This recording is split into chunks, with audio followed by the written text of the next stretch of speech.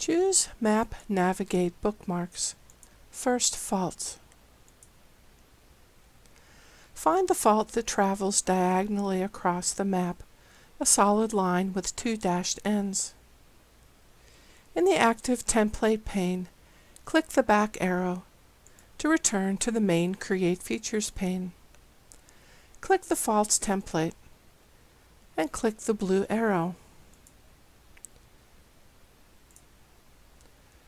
Select Dashed from the line type box and leave the pane open. Click to place a vertex at the lower end of the lower dashed section. Click another point or two on the line, staying in the dashed portion. Double-click to add a final vertex at the top of the dashed section and complete the sketch. A highlighted line feature appears.